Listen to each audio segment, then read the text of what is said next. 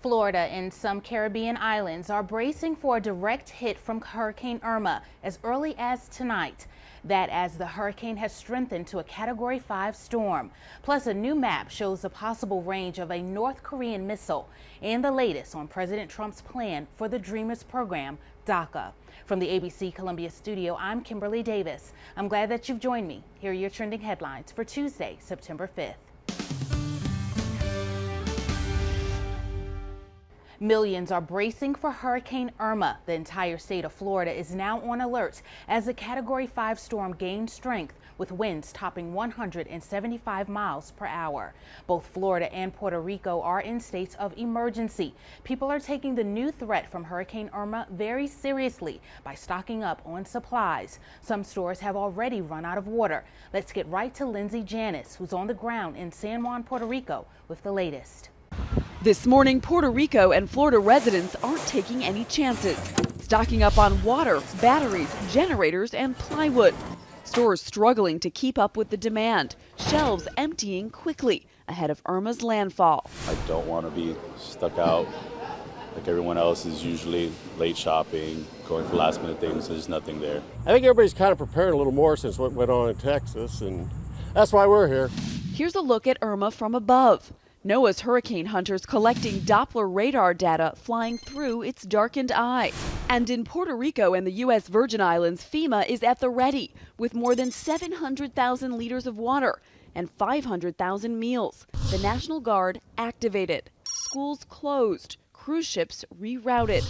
American Airlines adding additional flights to get tourists out early. But for the more than 100,000 people who live in the U.S. Virgin Islands, like Kansas native Ashley Bauzianis and her family, if you're here at this point. They're locking themselves down and hoping for the best. You just need to be prepared for flying debris, everything in your house to be completely soaked.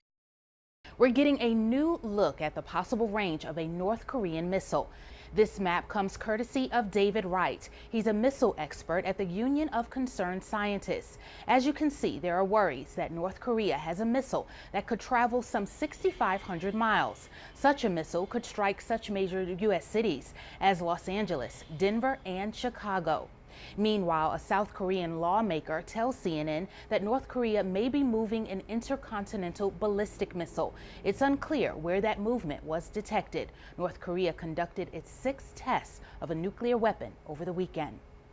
Today, President Trump is expected to announce that he will end protection for some 800,000 young immigrants brought into the United States as children.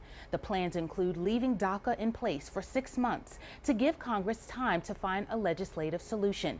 ABC's Janai Norman has the latest. Hundreds of thousands of dreamers waking up to a tough reality. President Trump expected to announce he will end the program offering protections to the only life they know, one in the United States. This is where I grew up. This is where I made my friends. We don't have to be looked at as dreamers specifically, but more as human beings. These are our dreams. Those so-called dreamers, young immigrants brought to the U.S. as children. White House officials telling ABC News the president will likely phase out the Deferred Action for Childhood Arrivals, or DACA. The program, put in place by President Obama to give young immigrants legal status, now stands to be stripped away by Trump, who campaigned promising to be tough on immigration. I will immediately terminate President Obama's illegal executive order on immigration. Immediately. After taking office, President Trump seeming to soften his tone. They shouldn't be very worried. They are here illegally. They shouldn't be very worried. I do have a big heart. We're going to take care of everybody. Just last week saying, we love the dreamers. We love everybody. Offering that optimism amid a call from 66 mayors in 29 states to keep DACA and an open letter from hundreds of major business leaders like Facebook, Apple, Amazon, and Google encouraging President Trump to preserve the program. If this happens tomorrow or in 6 months, it will be devastating for the economy. Plans to phase out DACA would send the issue back to Congress to figure out a long-term legislative solution, and the president already up tweeting this morning telling Congress, get ready to do your job. Janai Norman, ABC News, Washington. Join us for news, weather, sports, and more on air, online, and we're always at the tip of your fingers on the ABC Columbia mobile app. I'm Kimberlei Davis. Thank you for sharing a small portion of your day with me. It's been a privilege and a pleasure. Have a great Tuesday, and thanks for watching.